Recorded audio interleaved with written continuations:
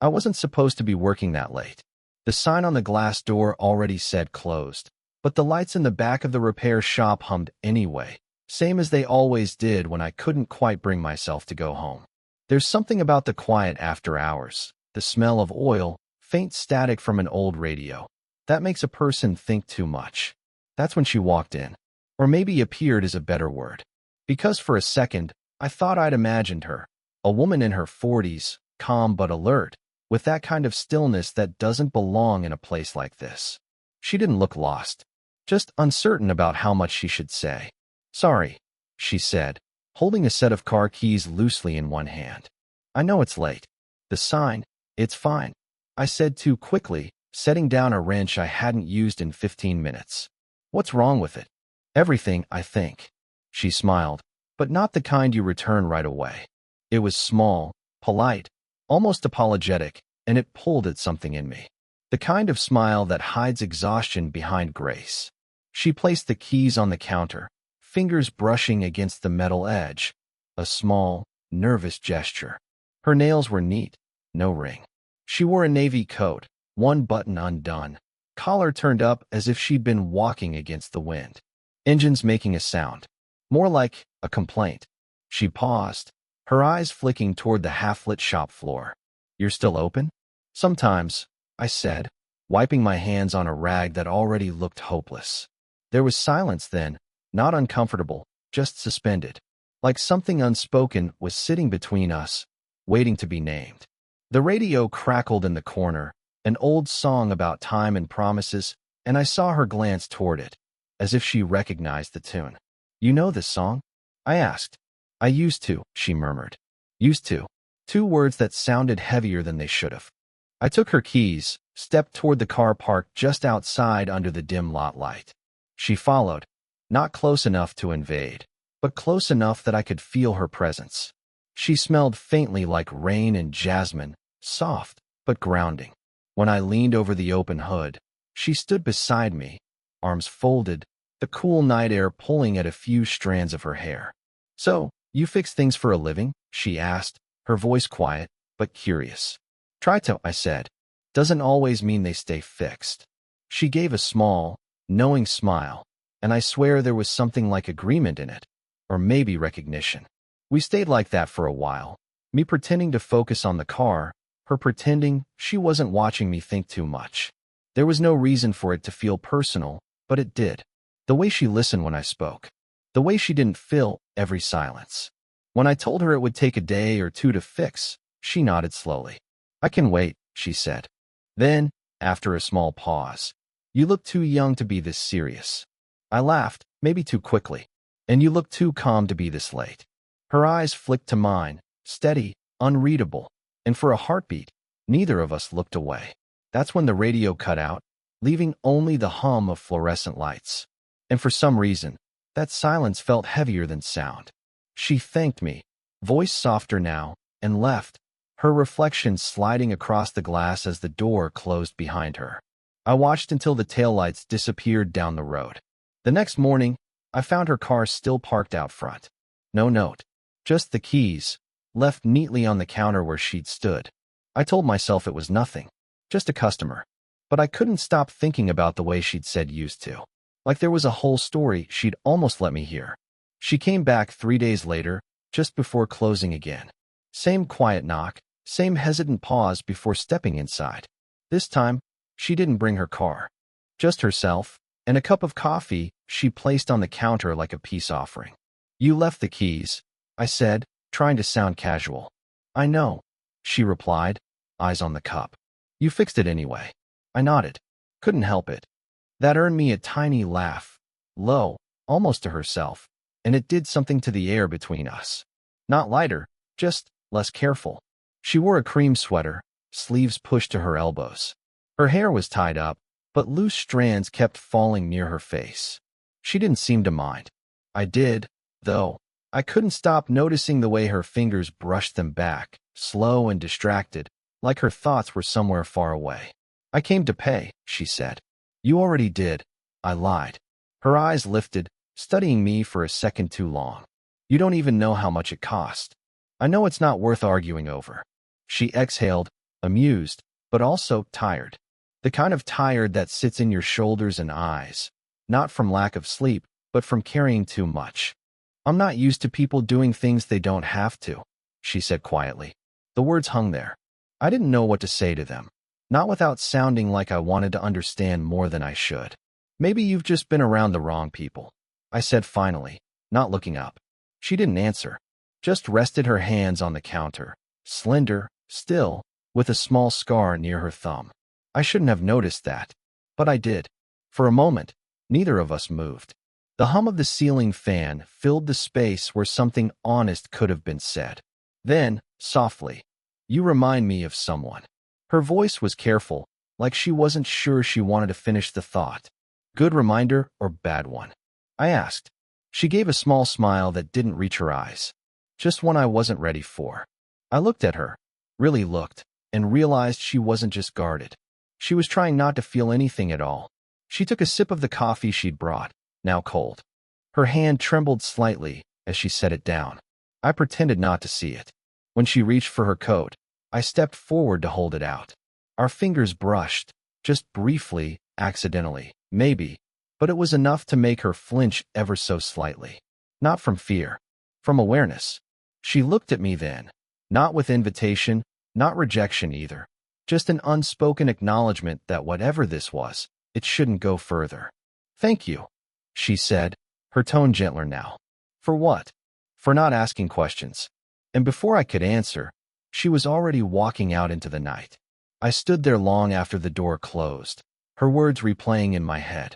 Not because I understood them, but because I wanted to. It rained that night.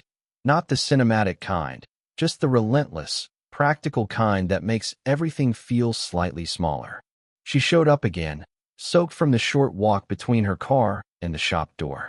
I wasn't expecting her, though I'd been hoping without admitting it. "You're open late," she said, shaking water from her sleeves. "Or you're early," I said. She smiled faintly.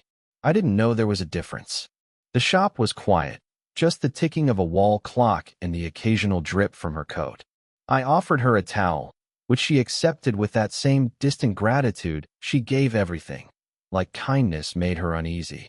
"I didn't come for the car," she said. I figured.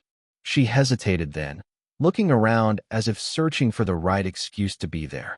"You ever work just to avoid going home?" "All the time." That made her laugh, not loud, but real this time. A small, tired sound that filled the room just enough. I poured her some tea from the pot I kept on the shelf for long nights. She took it with both hands, sitting on the stool across from me.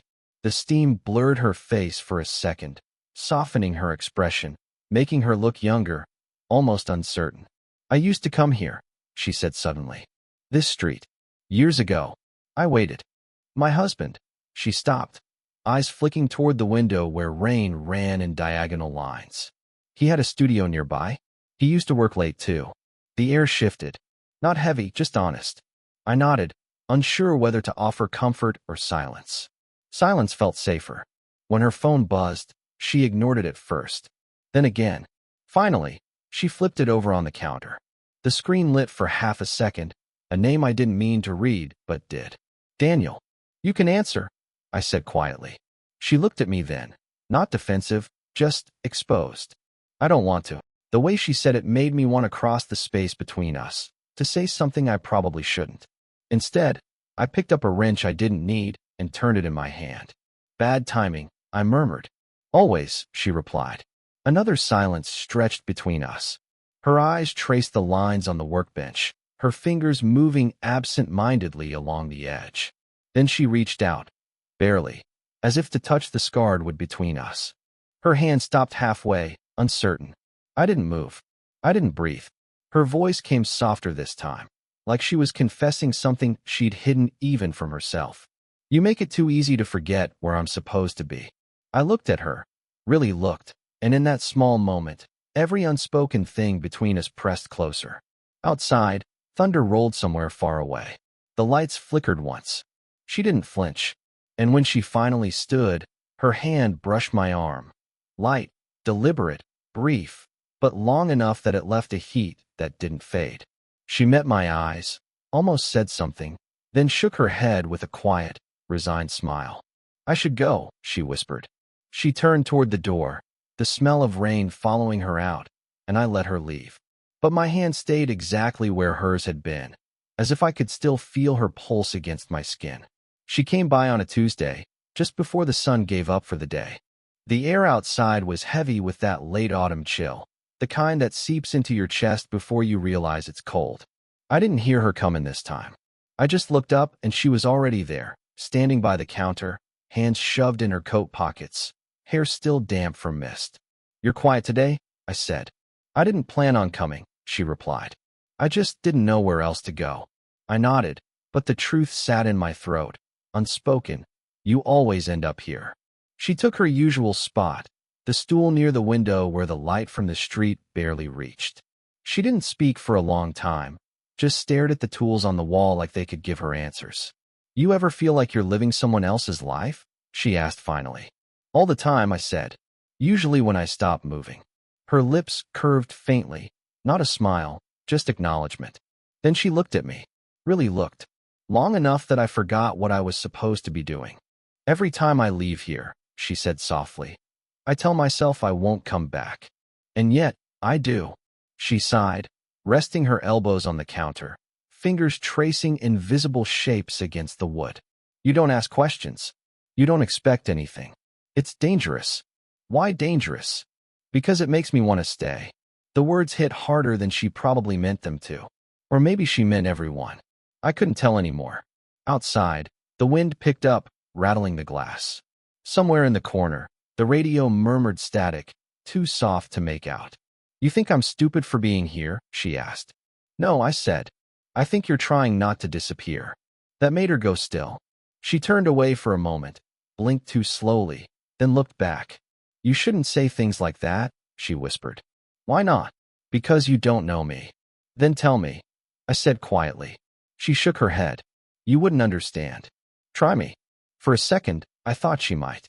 Her mouth opened, then closed again. Her eyes flicked down, then back to mine, and in that silence, that suspended, electric stillness, I understood more than she would ever say aloud. She stood up, walked halfway to the door, then stopped. What are we doing? She asked. Not accusing, not pleading, just tired. I didn't have an answer. The truth was somewhere in the space between wanting and knowing better. She turned halfway toward me, eyes unreadable but soft, like she was seeing something fragile she shouldn't touch. This isn't helping either of us, she said. I know. Neither of us moved. The clock ticked once, sharp and hollow. When she finally spoke again, her voice broke around the edges. Then why can't I stop coming back? The next time she came, she didn't speak right away. She just stood by the door, holding something small and folded in her hand. A photo, I realized when she finally stepped closer. Her eyes were tired in a way I hadn't seen before. Not sleepless, but emptied. I wasn't sure if I should show you this, she said. But I think it's fair you know why I keep showing up here. She laid the photo on the counter between us. It was an old picture, faded around the edges. A younger woman, her, standing beside a man in front of a car that looked too clean to belong to this town.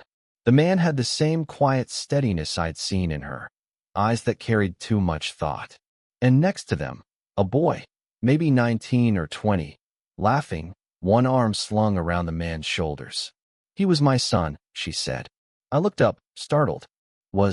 She nodded once, small and precise. He died 4 years ago. Car accident. Not his fault. But it doesn't matter now, does it? The room felt smaller, airless. I didn't say sorry. I couldn't. The word was too thin for what she'd just placed between us. She kept talking, voice low and steady, like she'd rehearsed this once and hated every repetition. You remind me of him sometimes.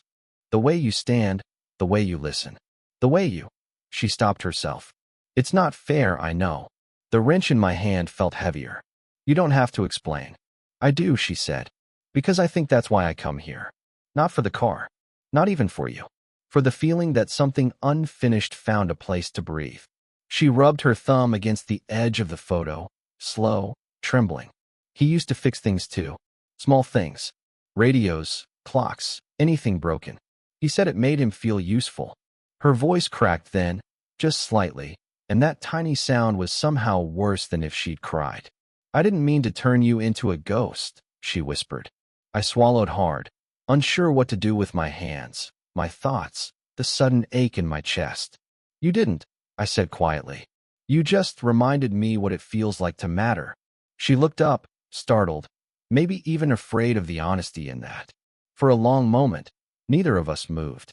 The rain had started again outside, faint against the windows, steady as breathing. She slid the photo toward me. Keep it. I can't keep carrying him into every room I walk into. I can't take that from you. Then don't think of it as taking, she said, voice barely audible. Think of it as letting go. And before I could answer, she was already at the door, one hand on the handle, the other still trembling slightly. She didn't look back when she said it. Almost to herself, almost to the air.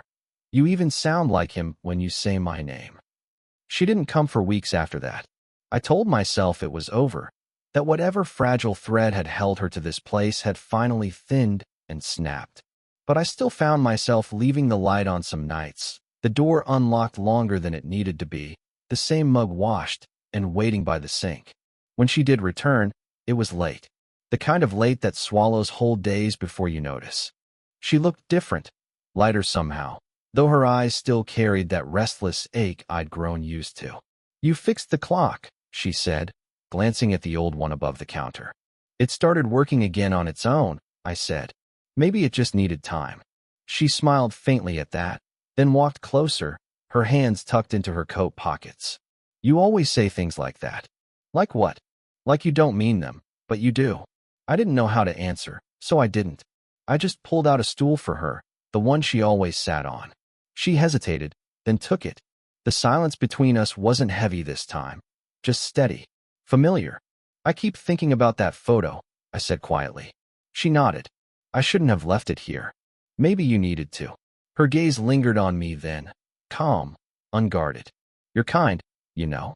That's not always a good thing. I don't know any other way to be. That's what scares me. Her voice cracked around the edges of the sentence. She didn't try to hide it. She just looked down at her hands, pale, trembling, resting flat against the counter. I wanted to reach across the space and steady them, but I didn't. Not yet. You don't owe me anything, she said softly. Not your time, not your listening, not this. I know. Then why do you keep showing up anyway? I thought about that. About all the times I'd waited without admitting it. About the pull that had nothing to do with her car or her story. Because when you're here, it feels like something makes sense, even if it shouldn't. She closed her eyes, a small, weary smile appearing for just a second. You really shouldn't say things like that. I know, I whispered. We stayed like that, breathing the same air, letting the quiet speak what words couldn't. Outside, the rain had stopped.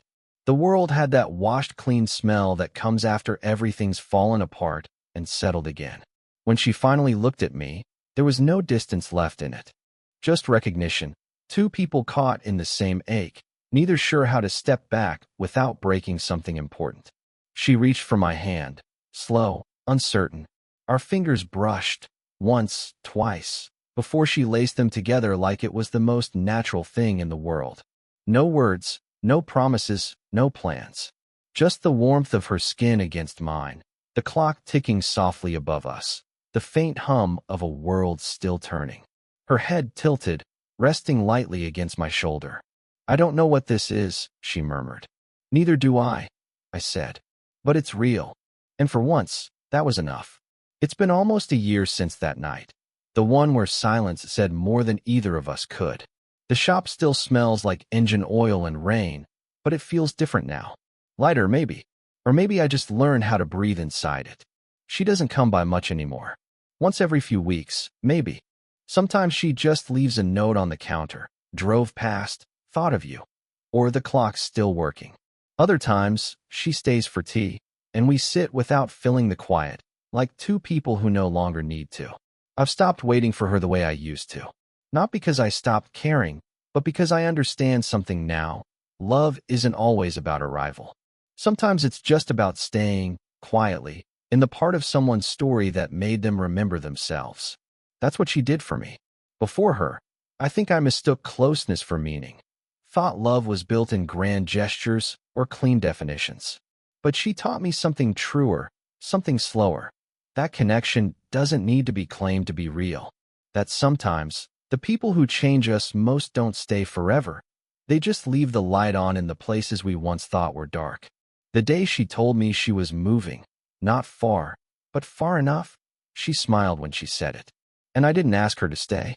I just told her I hoped the new place had a quiet street, a small window that caught the afternoon light, and someone who noticed when she smiled without meaning to. She reached out then, brushed her hand over mine, and said, "You grew up, didn't you?" Maybe I did. She still sends postcards sometimes, never signed, but I know her handwriting. They don't say much, just small things. "The sea is loud today," or "I fixed the radio." But that's her way of saying she's okay. And that's enough. The photo she once gave me, the one of her and her son, still sits behind the counter. Not on display, not hidden either. Just there.